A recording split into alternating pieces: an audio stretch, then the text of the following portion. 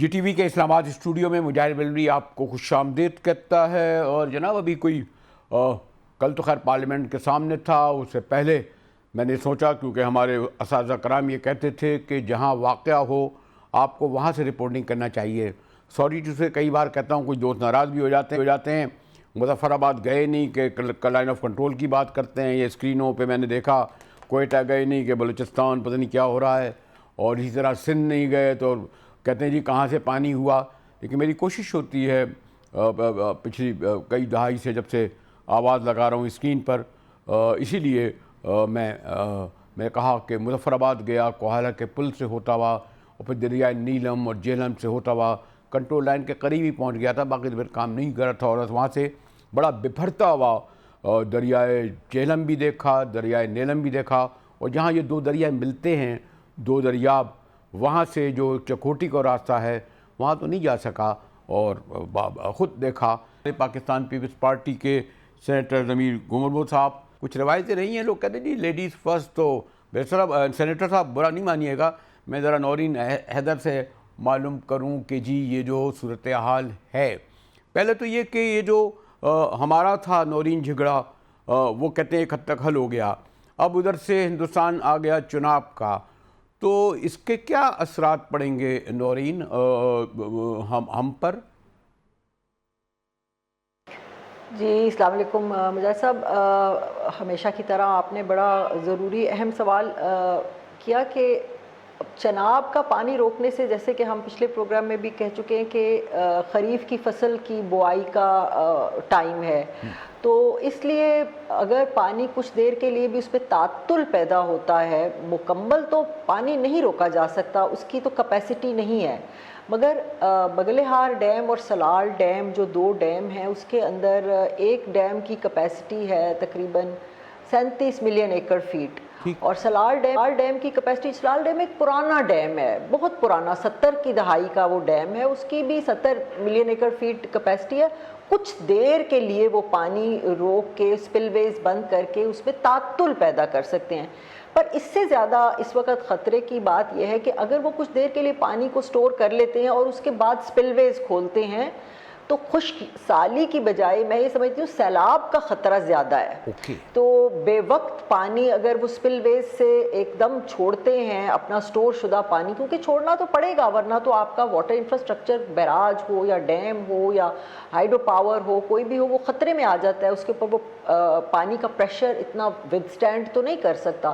تو اگر 3 یا 4 یا 5 دن کے لیے اگر یہ تعطل پیدا کرتے ہیں اور اس کے بعد ایک دم سپل ویز کھولتے ہیں تو پانی ایریٹک اس فلو، پاکستان میں دریاؤں کی فلو ایریٹک ہو جائے گی، یعنی کبھی بالکل کم، کبھی ایک دم تیز، کبھی پھر بالکل کم، کبھی بہت تیز، تو ماں سوائے تعطل پیدا کرنے کے وہ مکمل روک نہیں سکتے۔ بہرحال اگر جو خریف کے دھان کے اور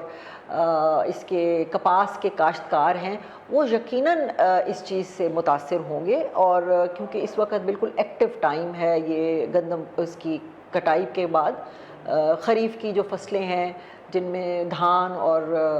کپاس قابل ذکر ہیں ان کی بوائی کا ٹائم ہے، تو ڈیفینیٹلی اثر ہوگا۔ سندھ کے اوپر اثر اس لیے کم ہوگا کیونکہ دریائے سندھ کے اوپر ان کا کوئی واٹر انفراسٹرکچر نہیں ہے، اچھا، تو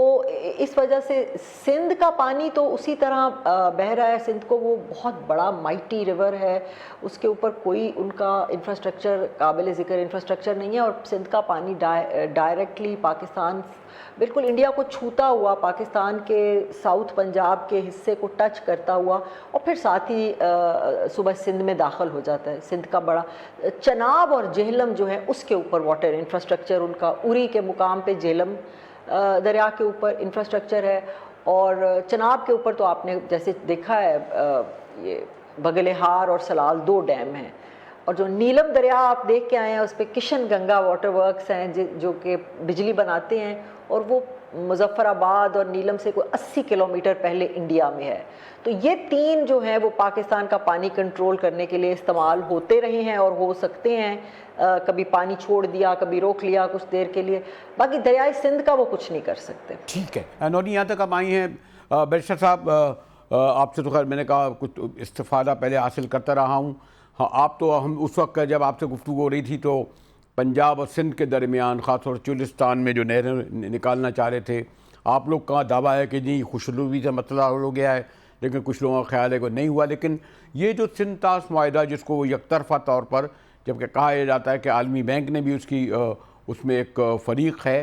یہ روک سکتے ہیں. وہ تو کچھ بھی روک سکتے ہیں، یعنی پاکستان سوری ٹو سے کہ یہ جو یونائٹڈ نیشن ہوں یا سیکورٹی کونسلز ہوں، آپ نے دیکھا نا غزہ میں کیا ہو رہا ہے، فلسطین میں کیا ہو رہا ہے، کشمیر میں کیا ہو رہا ہے. تو یہ اگر یہ بھی روکیں گے تو کیا کر سکتے ہیں ہم لوگ اگر سندھ طاس معاہدے کی وہ معطل کرتے ہیں، ختم کرتے ہیں؟ بیرسٹر گمرو.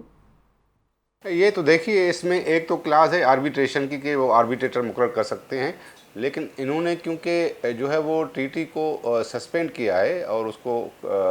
تو اس وجہ سے ایشو ہوا ہے کہ یہ بالکل انٹرنیشنل لا کی وائولیشن ہے. اور ابھی تو انوائرمنٹل جو لا ہے انٹرنیشنلی وہ بالکل جو ہے وہ ورلڈ سمٹ ہو رہے ہیں اور انوائرمنٹ کا امپیکٹ ورلڈ پر جو ہے دیکھا جا رہا ہے کہ وہ کیسے ہے. آپ نے 2022 کے فلڈس میں سندھ اور بلوچستان میں اس کا ایفیکٹ دیکھا، U N O secretary general was here. تو یہ تو بالکل واٹر وار ہے کہ ابھی آپ نے جارحیت کی ہے کسی ملک کے خلاف، اور یہ انوائرمنٹل جو ہے وہ جارحیت ہے جس کو international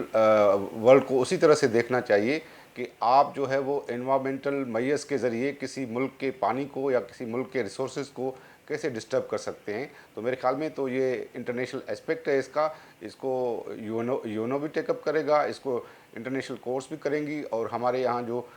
Sindh Indus water treaty میں جو آربیٹریشن کلاز ہے ظاہر ہے پاکستان اس کو بھی کرے گا کہ یہ آپ جو ہے ٹریٹی یہ کینسل نہیں کر سکتی. یہ وہ ٹریٹی نہیں ہے کہ جو پیس اور وار کے درمیان ہوتی ہے. یہ ٹریٹی ریسورسز کے بارے میں، پانی از اے ریسورس، یہ نہیں ہے یہ ملکیت کے بارے میں ہے، یہ پراپرٹی کے بارے میں ٹریٹی ہے. یہ کوئی ٹریٹی وار اینڈ پیس کے ٹرمز کے بارے میں نہیں ہے. تو اس وجہ سے اگر آپ کسی کی پراپرٹی پر وہ قبضہ کرتے ہیں یا اس کو اس طرح سے جو ہے وہ آپ انٹرفیئر کرتے ہیں کہ دوسرے ملک کے حالات جو ہے وہ انوائرمنٹلی ڈیزاسٹر میں وہ چلا جائے، تو میرے خیال میں this is an international crime, environmentally بھی، پولیٹیکلی بھی، لیگلی بھی. تو اس کو اس طرح سے سمجھا جائے. دیکھیں پیسہ صاحب، اب وہی پھر میں نے پہلے بھی کہا تھا نورین، یہاں تو جس دن جو ہے غزہ میں ہم نے سنا کہ 112 فلسطینیوں کو شہید کر دیا گیا، اسپتالوں میں حملے ہو رہے تھے، اس دن ہمارے برادر ایک اسلامی ملک میں باقاعدہ اسرائیل کے سفیر سے اسناد لی جا رہی تھی. ہمارا تو ہم نے پورا ایک سال دیکھا ہے کہ امریکی سرپرستی میں اسرائیل نے کیا نہیں کیا. اسی طرح انڈیا کو ہمیشہ جو ایسٹ پاکستان تو خیر پرانی تاریخ ہے، ہمیشہ ایجا چل رہی ہے. تو یہ جو کہتے ہیں آپ کے جو مورلٹی تو کوئی ہوتی نہیں ہے بین الاقوامی دنیا میں، اور وار میں تو سب جائز سمجھا جاتا ہے. انہوں نے ایک وار چھیڑی ہوئی ہے، وہ ہر مارچ پہ لڑیں گے. میں ابھی پڑھ رہا تھا کہ انہوں نے مشقیں شروع کر دی ہیں 4 لاکھ رضاکاروں کی. تو آپ کیوں ان سے ایکسپیکٹ کرتے ہیں کہ وہ اس لیے نہیں کر سکتے، انہیں یہاں روکا جائے گا، یہ کر سکتے ہیں؟ نورین. بالکل آپ نے 100% درست بات کی ہے. میں ایگری کرتی ہوں کہ اگر آپ انٹرنیشنل معاہدوں کی بات کرتے ہیں تو ہماری آنکھوں کے سامنے پچھلے دو سال میں اسرائیل نے ہر قسم کی ایگریمنٹ اور ہر قسم کے یو این کے چارٹر اور ہر قسم کی جو دنیا کا ان کے اوپر مورالٹی کا یعنی کہ ایک مورل پریشر بلڈ کرنے کی کوشش کی گئی، اس کی تو دھجیاں بکھیر دی ہیں. اور اب اس وقت جو انٹرنیشنل کورٹ آف جسٹس ہے ان کی طرف سے اسرائیل کے وزیر اعظم اور ان کے چند اور جو سرکردہ وہاں کے وزیر وغیرہ ہیں ان کے اوپر ان کے وارنٹ گرفتاری ایشو ہوئے ہیں، مگر دنیا جو ہے وہ خاموش ہے. ابھی بھی ایون کہ برطانیہ کا وزیر اعظم جو ان کے اوپر اتنا پریشر ڈالا گیا کہ آپ اپنی زبان سے کہیں کہ وہاں پر قتل عام ہو رہا ہے فلسطینیوں کا، جینوسائیڈ ہو رہا ہے، جینوسائیڈ کا لفظ یوز کریں، وہ گریزاں ہیں. تو یہ کہنا کہ انڈیا کسی اس وجہ سے رکے گا کہ پاکستان کے ساتھ ان کا کوئی 1960 میں معاہدہ ہوا تھا اور اس کی پاسداری کریں گے اور وہ انٹرنیشنل ہے اور ورلڈ بینک اس میں گارنٹر بنا تھا، یہ بات کی باتیں ہیں. میرا نہیں خیال کہ بے ایمان دشمن کسی بھی قسم کے معاہدے کی اس کی کوئی پاسداری کرنے کا پابند خود کو سمجھتا ہے اگر وہ جنگ کرنے کا تہیہ کر چکا ہے. لیکن اس وقت پاکستان کی حکومت، خاص طور پہ پاکستان کے چیف آف آرمی سٹاف جو ہیں، ان کی طرف سے ایسا کرارا اور بھرپور جواب دیا گیا ہے اور یہ کہا گیا ہے کہ آپ اپنی پسند کا محاذ چن کے کریں حملہ، ہم ہر محاذ پہ آپ کا مقابلہ کرنے کے لیے تیار ہیں۔ پوری دنیا ایک وار ہسٹیریا بیرسٹر آپ نے نورین نے میرے خیال میں جو بات کہی، جو آبزرویشن ہے ان کا، میرے خیال میں اس میں اضافے کی ضرورت نہیں ہے۔ آپ کس حد تک ایگری کرتے ہیں نورین حیدر کی بات سے؟ ہاں، میرے خیال میں وہ ٹھیک کہہ رہی ہیں، بالکل ٹھیک کہہ رہی ہیں کہ اگر وہ انٹرنیشنل لاء کو نہیں مانتے اور انٹرنیشنل مورالٹی کو بھی نہیں مانتے تو یہ جو بھی انٹرنیشنل ایگریمنٹس ہیں وہ دوسروں پر کیسے جو ہے وہ آپ امپوز کر سکتے ہیں۔ یہ تو جو بھی انٹرنیشنل ایگریمنٹس ہیں، جو بھی انٹرنیشنل لاء ہے، اس کو اگر کوئی ملک فالو نہیں کرتا تو دوسروں پر بھی لازم نہیں ہوتے وہ انٹرنیشنل ایگریمنٹس۔ پھر تو انڈیا بھی یہی جو ہے وہ نہیں کرے نا، جو ہے وہ کہ کرائے کہ ہمارے ہاں یہ ہو رہا ہے، ہمارے ہاں یہ رہا ہے۔ اگر وہ آپ انٹرنیشنل لاء کو نہیں مان رہے ہیں، آپ یونیلیٹرلی جو ہے وہ نہیں، انہوں نے تو نہیں مانا نا، انہوں نے تو کر دیا نا بیرسٹر، انہوں نے تو کر دیا، سنتاز معاہدہ معطل کر دیا، بلکہ چناب پر اب کہتے ہیں بہاؤ بھی کم ہو گیا غالباً، ابھی جو میں لیٹسٹ رپورٹ ہے۔ دیکھیے پاکستان کے پاس تو یہی آپشن ہے کہ وہ پہلے ایز اے فرسٹ اسٹیپ کہ انٹرنیشنل ورلڈ کو جو ہے یہ ریئلائز کرائے کہ انڈیا اسی ڈگر پر جا رہا ہے جس پر اسرائیل جا رہا ہے، لیکن انڈیا از ناٹ اسرائیل۔ اور وہ پاکستان کے حوالے سے جو ان کی پالیسی رہی ہے، لیکن انڈیا جو ہے اسرائیل سے زیادہ خطرناک ہے ہمارے نقطہ نظر سے، کیونکہ اس ہمارا کوئی بارڈر نہیں ملتا، ہمارا کوئی براہ راست جنگ نہیں ہے ان سے۔ جی دیکھیے اسرائیل کا ایشو اور انڈیا کا ایشو تھوڑا ڈیفرنٹ ہے، اور انڈیا اپنے آپ کو جو پوسچر دیتا ہے ورلڈ میں وہ دیتا ہے کہ میں دنیا کی سب سے بڑی ڈیموکریسی ہوں اور میں دنیا کی سب سے بڑی اکنامی ہونے جا رہا ہوں، اور یہ جو پوسچرس ہیں اس کے وہ اس کے ان کنسوننس وتھ جو ہے وہ انٹرنیشنل لاء نہیں ہے، ان کنسوننس وتھ ریجنل فیکٹس نہیں ہیں، اور وہ جو پوسچر انٹرنیشنل ورلڈ کو دیتا ہے اسی وہی اسٹرینتھ وہ اپنے آپ کی سمجھتا ہے، لیکن وہ اس کی اسٹرینتھ نہیں رہی، کیونکہ انڈیا نے جو ابھی یونیلیٹرل ایکشن لیے ہیں اور جو وہ جنگ کر رہا ہے رات دن، اور پاکستان کو جو ہے وہ تھریٹ دے رہا ہے کہ ہم جنگ کریں گے، لیکن یہ جنگ اتنا مسلط کرنا آسان نہیں ہے، کیونکہ آپ اگر دوسرے ملک پر جنگ مسلط کرتے ہیں کہ یہ ایزی گیم نہیں ہے، کیونکہ دونوں نیوکلیئر آرمڈ کنٹریز ہیں، اور آپ اس کے جو ہے وہ کانسیکوینسز نہیں دیکھتے ہیں، آپ تو جو ہے وہ انٹرنیشنل لا لیسنس کریٹ کرنے جا رہے ہیں۔ اس سے کیا ہوگا یہ اندازہ ہی نہیں ہے ان کو بھی کہ یہ جنگ کہاں تک جا سکتی ہے، اور ان کے جو ایکشنز ہوں گے وہ تو ورلڈ تو دیکھ رہی ہے کہ سوری میں بیرسٹر بطور احترام بیرسٹر صاحب، میں آپ ماشاءاللہ بہت آپ کا عبور ہے، جب آپ کہتے ہیں دنیا دیکھ رہی ہے اور انٹرنیشنل دیکھ رہی ہے، وہ تو میں نے کہا نا کہ ایک سال سے 1 لاکھ سے زیادہ فلسطینی شہید ہو گئے، کیا کر سکے ہمارے برادر اسلامی ملک؟ ان بیچاروں کو، ان کے اسپتالوں کو، ان کو تو کہ یہ الگ نکل جائے گا، لیکن نورین اگر ابھی ہمارے یہاں دیکھیں جو ایشو آیا پانی کا، بالکل ایک ہمارے ابھی تو ماشاءاللہ ایک اگر یہ پہلگام نہیں آتا، ایک جنگ کی کیفیت تھی، پھر جا کے کیا گیا، لیکن لوگ یہ کہتے ہیں کہ جی ان کا بھی یہ دعویٰ ہے کہ نہیں جی چولستان میں زمین ہم نے دی ہے، ہم دے سکتے ہیں، پتہ اور بھی بہت ساری باتیں اس کے ساتھ آتی ہیں، پانی جو کے حوالے سے انہوں نے کہا پہلے ہی سندھ کو زیادہ مل رہا ہے، تو ابھی تو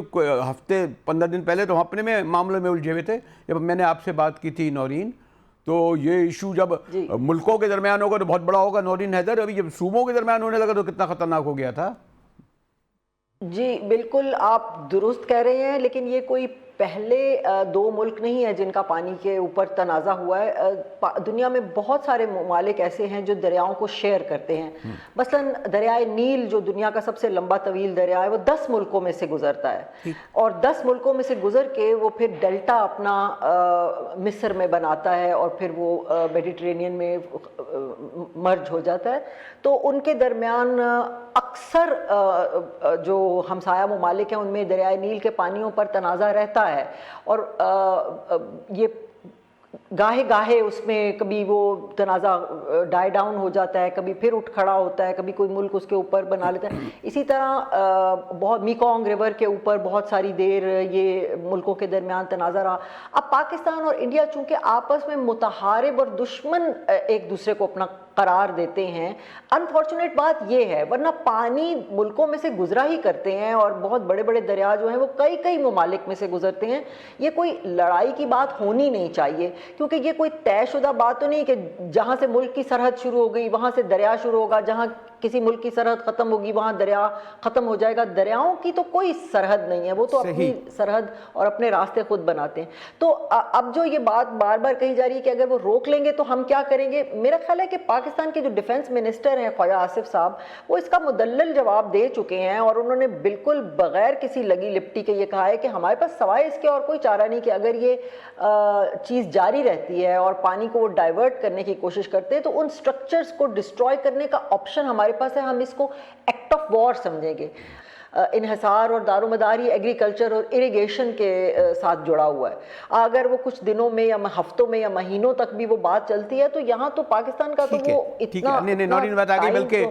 میں نورین بڑا جب میں کوہالہ سے میں جا رہا تھا اور کوئی خاصا کوئی مظفر آباد تک 20-30 کلومیٹر کا ہے, اور جس طریقے سے دریائے جہلم میں نے دیکھا نا کہ شام کا وقت تھا, بڑا اچھا منظر تھا, اوپر پہاڑ, آپ یقین شہر آپ کا جانا ہو, بپھرتا ہوا آ رہا تھا. اسی طرح میں نے دریائے نیلم کو دیکھا, غیر معمولی طور پر وہ دریا بپھرتے ہوئے آ رہے تھے. تو میں سوچ رہا تھا کہ اگر اس پر بڑے سے بڑے بند بھی باندھے جائیں گے تو وہ پاش پاش ہو جائیں گے. اور وہ اکثر پہلے لوگ وہاں کے بتاتے ہیں کہ جب وار کا زمانہ تھا, جب کشمیریوں کو ہوتا تو بعض وقت لاشیں تیرتی ہوئی آتی تھیں وہاں سے, یہی دریائے نیلم میں اور جہلم میں انہوں نے دیکھا ہے کہ بیچارے پور کشمیری. مجاہد صاحب ایک چھوٹی سی بات کا میں اضافہ کر دوں اس میں, شاید سننے والوں کے لیے یہ نئی بات ہو, کہ پاکستان میں جتنے یہ انڈس بیسن کے دریا ہیں ان کے پانی ایک دوسرے کے ساتھ مکس ہو چکے ہوئے ہیں. دریائے جہلم میں دریائے سندھ کا پانی بہتا ہے, چشمہ جہلم لنک کنال کے ذریعے دریائے سندھ کا پانی آلریڈی دریائے جہلم میں ڈائیورٹ کیا جاتا ہے, جس پر بھی سندھ کے صوبہ سندھ میں بڑی لے دے بھی ہوئی, اور یہ کہا گیا کہ سندھو جو دریا ہے, دریائے سندھ, وہ ہمارا ہے, اور اس کے اندر سے پانی جو ہے وہ چشمہ کے مقام سے نہ نکالا جائے, لیکن چشمہ جہلم لنک کینال سے انڈس کا پانی جہلم میں ڈالا جاتا ہے, جہلم کا پانی چناب میں چلتا ہے, اور چناب کا پانی راوی میں چلتا ہے, اور راوی کا پانی ستلج میں ڈالا جاتا ہے. تو یہ ساری لنک کنالز کے ذریعے, یعنی کہ جو جہلم کا پانی ہے وہ قادر آباد بلو کی لنک کنال ہے, ادھر سے پانی جہلم کا چناب میں ڈال دیا. ذرا وقت کا ہی مسئلہ ہے. آپ ماشاءاللہ آپ جس روانی سے گفتگو کر رہی تھیں, بیرسٹر صاحب کہیں گے جناب آپ تو ان کو ان کی رواں گفتگو کو آپ نے تو انٹرپٹ کیا نہیں. میں اگر یہ بیرسٹر عمر, یہ جو سینیٹر صاحب, یہ جس طرح نورین کہہ رہی تھیں کہ میں کنکلوڈ آپ سے کراؤں, اور انہوں نے تھوڑا سا اور صراحت سے یہ کہا, آپ تک بات آ گئی سندھ کی بھی. جی سینیٹر. یا وہ نورین صاحبہ جو کہہ رہی تھی کہ یہ چشمہ لنک کینال سے ہم پانی نکالتے ہیں, یہ چشمہ لنک کینال یا آپ کا جو ہے وہ تونسا کینال جو دو تھے, یہ جو ہے وہ فار آل ٹائمز نہیں تھے. یہ جب پانی اضافی ہوتا ہے تو اس وجہ سے نکالا جاتا ہے, جب پانی اضافی نہیں ہوتا ہے کیونکہ وہ پھر پانی وہ جو ہے وہ نہیں نکال سکتے. تو میرے خیال میں جو نیچرل جو آؤٹ سورس ہوتا ہے پانی ان تمام دریاؤں سے سندھو میں آتا ہے, وہ پنجنت پر آتا ہے. وہ تمام 5 دریا جو ہیں, چناب, جہلم, راوی, ستلج, بیاس, اس کا پانی پنجنت پر آتا ہے, وہی نیچرل کورس ہے. یہ جو آرٹیفیشل طریقے سے جو ہے کینال نکالے گئے ہیں سندھو سے, انہوں نے ہی جو ہے وہ سارا جو ہے وہ افیکٹ کیا ہے, سندھ کو بھی افیکٹ کیا ہے. اور پنجاب اور سندھ میں جو انٹر پروونشل جو ڈسپیوٹس ہوئے ہیں, ان کا ریزن ہی یہ ہے کہ جو ہے وہ آپ آرٹیفیشلی طور پر جب پانی سسٹم میں نہیں ہوتا, یہ آپ کینال سے نکالتے ہیں. باقی جو بات ہے وزاوی انڈیا, یہ 60 میں جو ٹریٹی کیا گیا تھا, یہ بالکل ہمارے لیے ڈیمیجنگ تھا, کیونکہ ان 3 ندیوں کا جو پانی تھا وہ 32 ملین ایکڑ فٹ تھا, اور وہ انڈیا کو صرف 8 ملین ایکڑ فٹ ملتا تھا. لیکن وہ سارا کا سارا پانی جو ہے وہ انڈیا کو دیا گیا. اس وجہ سے اس کا پانی پر جو ہے وہ جو دسترس تھی انڈیا کی, وہ بڑھ گئی 60 کے بعد. اور یہ سوچا نہیں گیا کہ مستقبل میں پانی کم ہو سکتا ہے, لیکن $200 ملین کی وجہ سے ورلڈ بینک کے اس وقت جو ہے وہ ان کا راج تھا, انہوں نے جو ہے وہ ان کو انڈیا کو, پاکستان کو جو ہے وہ انسپائر کیا کہ جو آپ ڈیم بنائیں. اور ڈیم بنانے کے چکر میں بڑے بڑے ڈیم بن رہے تھے ورلڈ میں, بڑی اس میں کرپشن ہوتی تھی. اس وجہ سے جنرل ایوب نے ان دریاؤں کو جو ہے وہ انڈیا کو بیچا اور پاکستان کو ناقابل تلافی نقصان پہنچایا. اس وجہ سے واٹرس پر جو ہے وہ انڈیا کی دسترس ہوئی. ادروائز بیفور 1960 تنازعات ہوتے تھے, اور پاکستان اور انڈیا کے جو ریپریزنٹیٹیوز تھے وہ ملتے تھے کہ یہاں سے پانی جو ہے وہ اس دریا سے کہاں جائے, اس طرح سے کتنی مقدار میں جائے. تو میرے خیال میں پاکستان اور انڈیا کے بیچ میں جو ہے اس میں جو ہے وہ بلینس لوگ رہتے ہیں اس ایریا میں، اور اس میں اگر جو ہے وہ آپ آرمڈ کانفلکٹ اور نیوکلیئر کانفلکٹ کی طرف جائیں گے تو یہ تو ایریائی خطائی جو ہے وہ تباہ ہو جائے گا on both sides. There should be recent. اور انڈیا جو ایگریشن کر رہا ہے وہ یونیلیٹرل ہے. ٹھیک ہے بیرسٹر، سوری ٹو سے میں نے کہ ٹائم بتایا، ایک لائن میں سے میں نورین پوچھ لوں، یہ جو بھی ہمارے بیرسٹر صاحب کہہ رہے تھے، سینیٹر بھی ہیں، بیرسٹر بھی ہیں، کہ لیکن کچھ لوگ تو کہتے ہیں کہ 60 کے معاہدے کے ذریعے تو کم از کم یہ تو ہوا نا کہ انہوں نے کہا ہم نے 3 دریا انہیں دے دیے اور 2 لے لیے، تو اسی لیے ہم نے منگلہ بھی بنا لیا اور دوسرا ڈیم بھی بنا لیا. اب تو ہم کالا باغ ڈیم پر جو طرف آتے ہیں تو ایک الگ جھگڑا چھڑ گیا، لوگ کہتے ہیں نہیں جی اگر وہ بن جاتا تو ہمارا مسئلہ ہو جاتا. اسپیسیفک مجھے ذرا نورین بتا دیں اس حوالے سے. دیکھیں جی، بات یہ ہے کہ ہم تو جو لوگ نیچر کو سمجھتے ہیں یا کلائمیٹ چینج کے ایکسپرٹس ہیں وہ تو سمجھتے ہیں کہ کوئی بھی ڈیم جو ہے وہ دریا کی ایکو سسٹم کو خراب کرتا ہے، اور چاہے وہ بڑا ہو یا چھوٹا ہو، اس سے پانی کے بہاؤ کو جو کنٹرول کیا جاتا ہے تو پوری جو ایکو سسٹم ہے اس سے تباہ ہوتی ہے. مگر چونکہ پاکستان ایگریکلچر بیسڈ تھا اور پانی کی ضرورت تھی، اب یہ فرما رہے ہیں کہ انڈس بیسن میں 2 دریا 3 دریا بیچ دیے گئے. بات یہ ہے کہ تقسیم کا کوئی فارمولہ تو بنانا ہی تھا نا. اگر آپ یہ کہیں کہ جی ان کو پانی نہ دیا جاتا، اپ سٹریم تو وہ بیٹھے ہیں، معاہدہ نہ کرتے تو وہ ان سے بھی بڑے بڑے ڈیم اگر یہ چناب کے اوپر اور جہلم کے اوپر بنا لیتے، جو آج آپ نیلم کو دیکھ کر آئے ہیں دریا کو کہ وہ اپنی پوری روانی سے پاکستان والے علاقے میں بہہ رہا ہے، تو آتے تو وہ پیچھے سے ہی ہیں سارے، پاکستان سے تو وہ اوریجنیٹ نہیں ہوتے. اوریجنیٹ تو وہ اس ٹیریٹری میں ہوتے ہیں جو انڈین ایڈمنسٹرڈ کشمیر ہے، انڈین آکوپائڈ کشمیر ہے. تو اگر وہ اس سے بھی بڑے دریا ڈیم بنا لیتے اور پاکستان میں پانی نہ آنے دیتے تو پھر بھی تو پاکستان کے لیے ایک قحط سالی اور ایک ٹھیک ہے نورین، اور آپ اور بیرسٹر صاحب کے درمیان گفتگو سے میں تو ایک اسٹوڈنٹ سمجھتا ہوں، طالب علم سمجھتا ہوں، اور آپ نے درست آپ نے فرمایا یہ گفتگو جاری رہی ہے. اور میں نے اس لیے ذرا میں نورین حیدر اور بیرسٹر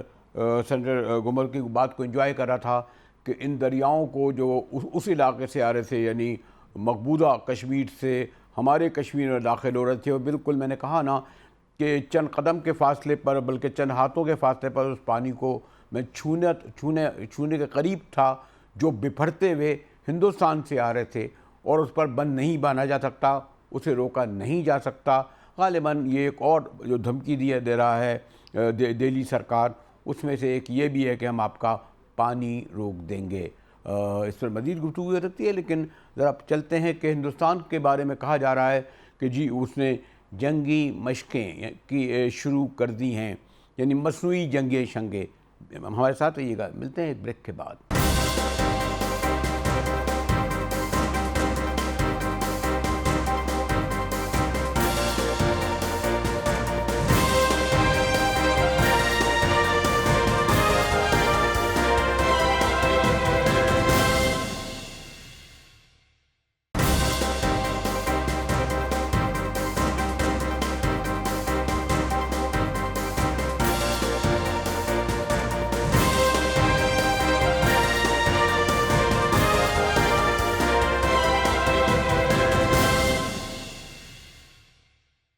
جی ٹی وی میں ایک بار پھر مجاہد ویلری آپ کو خوش آمدید کرتا ہے. بریک سے پہلے ہماری نورین حیدر اور ہمارے بیرسٹر گمر صاحب سے جو پانی کے حوالے سے بات ہو رہی تھی کہ چناب میں وہ پانی روک دیں گے، اور میں نے اس وقت بتایا بھی کہ میں کنٹرول لائن پہ گیا اور خود اپنی آنکھوں سے جس طرح دریائے نیلم اور دریائے جہلم کو بہتے ہوئے دیکھا کس جوش و خروش سے. غالباً یہ ان کے لیے ممکن ہی نہیں کہ اس پانی کو روک سکیں، لیکن اب تازہ ترین خبروں کے مطابق بھارت کی ایک اسٹریٹجی ہے کہ اس کو طول دیا جائے. پہلگام کے بعد انہوں نے جنگی مشقوں کا آغاز، یعنی فرضی جنگی مشقوں کا آغاز کر دیا ہے، اور کہا یہ جا رہا ہے کہ مبیش 4 لاکھ رضاکار جو ہیں وہ 7 سے 9 مئی تک تمام ریاستوں سے کہا گیا ہے کہ اس طرف کریں. شکریہ. ہمارے مہمان ہیں محترم بریگیڈیئر قطن صاحب، شکریہ آپ نے وقت نکالا. پھر اب یہ جو تھوڑا سا آپ مجھے بتائیں گے کہ یہ جو فرضی جنگی مشقیں، یعنی کیا اس سے ہم میسیج لیں بریگیڈیئر صاحب؟ مجاہد بریلوی صاحب، آپ خود اس کو کور کرتے رہے ہیں اور بڑا کلوزلی دیکھتے رہے ہیں کہ پہلگام کا جو واقعہ ہوا ہے جس میں ہندو ملیٹنٹس نے اور انڈیا کی جو BSF کی فورسز ہے انہوں نے ٹارگٹ کیا ان لوگوں کو، 26 لوگوں کو جن کی لاشوں پہ اب وہ ماتم کر رہے ہیں اور روزانہ نیا نیا ڈرامہ جو ہے وہ چاہتے ہیں. اور اس کے اندر ان کے اندر سے جو آوازیں اٹھی ہیں اس میں آپ نے دیکھا بہت بڑے بڑے کریڈیبل لوگ ہیں. کرناٹکا کا چیف منسٹر ہے, سندھ کشمیر کا گورنر ہے, general officer commanding northern command ہے, اس کے بعد ان کے ایئر فورس کا چیف ہے, اور بہت سارے بی جے پی اور کانگریس کے لیڈر ہیں جنہوں نے یہ کہہ دیا کہ جی یہ تو ڈرامہ رچایا گیا, یہ ایکچولی فالس فلیگ آپریشن ہے جو پاکستان کا بھی ہاتھ نہیں بلکہ ایک بہت بڑے پنڈت ہیں. کل ان کا ایک سوشل میڈیا پہ ٹریک چل رہا ہے کہ جی اگر چوکیدار نہیں تھا تو پھر پاکستان کے اوپر بھی الزام لگایا. اب بات یہ اس سارے بیک گراؤنڈ میں جو آپ جنگی مشقوں کی بات کر رہے ہیں اس کا بنیادی مقصد کوئی مشقیں کرنا نہیں ہے. بنیادی مقصد جو ان کا ہے وہ تو یہ ہے کہ وہ بارڈر کے اوپر ایک بلڈ اپ دکھائیں, یعنی جو ٹروپس انڈکشن آپ کو کہتے ہیں. اور جب آپ ٹروپس کی بارڈر کے اوپر, کیونکہ دیکھیے بارڈر کی جو کنفیگریشن ہے,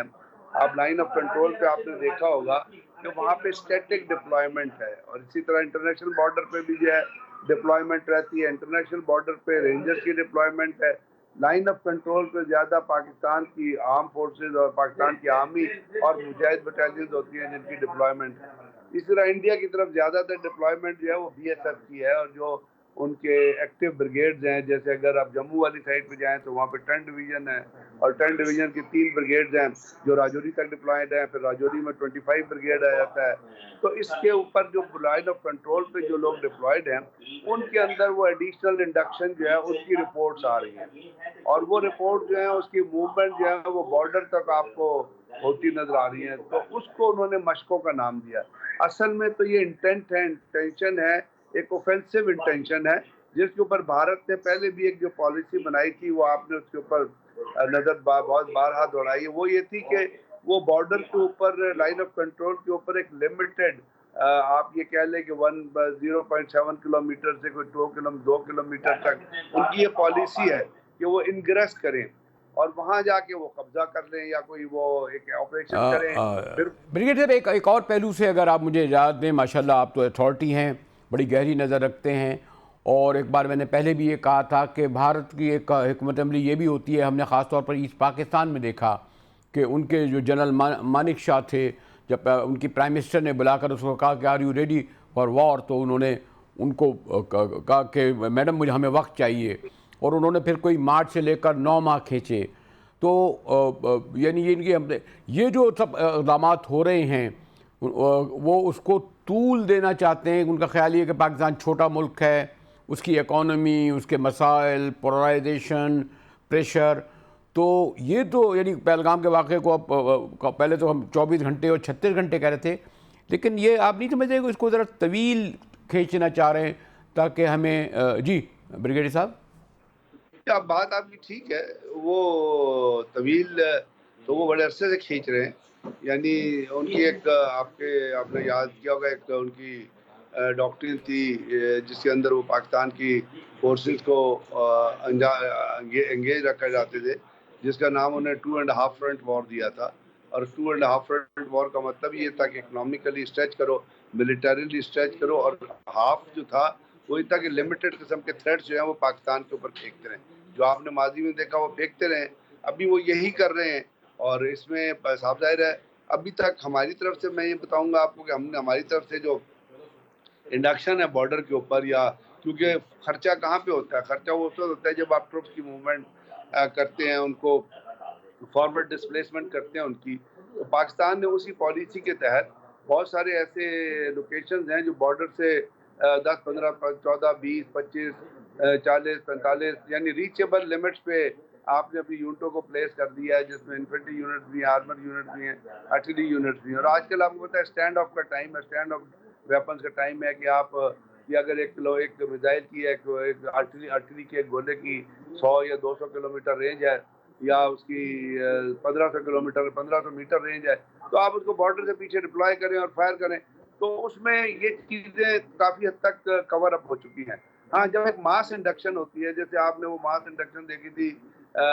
پرویز مشرف کے زمانے میں, جب ہماری طرف سے اپنا گاؤں خالی کرا لیے گئے تھے, ان کی طرف سے بھی خالی کرا لیے گئے تھے. تو اس کا ایفیکٹ پاکستان پہ بھی ہوگا, اور اس کا بہت سارا ایفیکٹ انڈیا پہ بھی ہوگا, کیونکہ اگر انڈیا نے کچھ ایڈیشنل چیزیں موو کرنی ہیں تو اس میں سے بہت ساری ایسی انڈکشن ہے جو ان کو ایسٹرن کمانڈ سے لا کے کرنی پڑتی ہے. یعنی وہ کمانڈ جو ان کا ایک اسٹریٹجک ڈویژن ہے 4 انفینٹری ڈویژن غالباً یہ 7 انفینٹری ڈویژن جو پلیس جو ہے وہ ایسٹرن فرنٹ پہ آتا ہے وہ کشمیر میں ناردرن کمانڈ کے اندر, کیونکہ ناردرن کمانڈ کا وہ اسٹریٹجک ریزرو فارم کرتا ہے. اسی طرح بہت ساری چیزیں ہیں جو وہ موو کرتے ہیں, تو وہ موومنٹ تو وہاں سے نظر نہیں آئی. پاکستان نے بھی اس کو منیمم کرنے کی کوشش کی ہے, لیکن پاکستان ڈیٹرنس کے طور پہ آپ ایک میں اگر میں اسپیسیفک پوچھوں بریگیڈیئر صاحب, ایک تو وقت کا کم نہیں ہے, کچھ ایک خیال یہ پایا جاتا ہے کہ مودی جو ہائپ کریٹ کی ہے اور عام طور پر وہ جنگی جنون پیدا کرنا چاہتا ہے کہ جب ان کے انٹرنل ایشوز ہوں,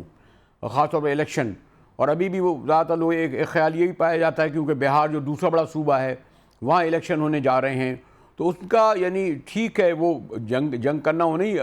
معلوم ہے کہ اب آغاز کرنا آسان ہوگا اور اس کو اختتام پر جانا اتنا آسان نہیں ہوگا.